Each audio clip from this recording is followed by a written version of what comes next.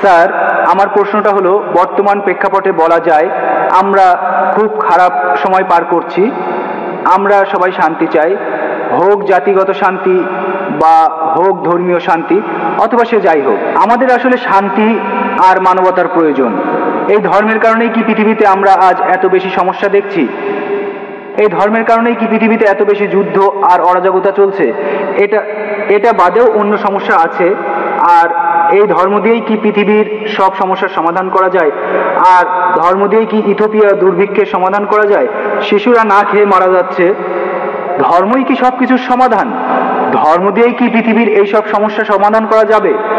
এই ধর্ম দিয়েই কি আমাদের সব সমস্যাগুলোর সমাধান করা যাবে? আমার মনে হয় অন্য কোনো সমাধান আছে। ভাই, খুব সুন্দর প্রশ্ন করেছেন। পৃথিবীতে এখন অনেক সমস্যা, ধর্মই কি এসবের সমাধান দেবে?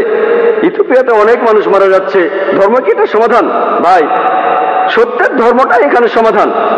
আল্লাহ পবিত্র কোরআনে বলছেন, সূরা আল ইমরানের 19 নম্বর আয়াতে উল্লেখ আছে, ইসলাম, একমাত্র গ্রহণযোগ্য দিন হলো আল্লাহর কাছে নিজের ইচ্ছাকে সমর্পণ করা। যদি দেশের সব লোক আল্লাহর কাছে আত্মসমর্পণ করতো, তাহলে ইথিওপিয়ায় কোনো সমস্যাই হতো না। আল্লাহ পবিত্র কোরআনে বলছেন, আর সহিহ হাদিসেও আছে, ইসলামের তৃতীয় স্তম্ভ হলো প্রত্যেক ধনী লোক যাদের সঞ্চয় নিসাবের তুলনায় অতিরিক্ত 85 গ্রাম স্বর্ণ, তাদের সঞ্চয়ের 2.5% দান করে দেবে।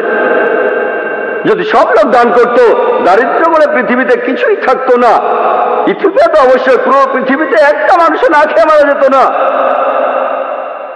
আপনি কি জানেন পৃথিবীর সবচেয়ে 3 জন ধনী লোক, সবচেয়ে ধনী 3 জন, তাদের সম্পদের পরিমাণ 48টা গরিব দেশের জাতীয় আয়ের সমান। সবচেয়ে ধনী 3 জন, যদি এই 3 জন যাকাত দেয়, মানুষের অনেক সমস্যার সমাধান হয়ে যাবে। সমস্যা হচ্ছে প্রত্যেকটা মানুষ যদি ইসলাম ধর্ম পালন করত, আল্লাহর কাছে নিজের ইচ্ছাকে সমর্পণ করত।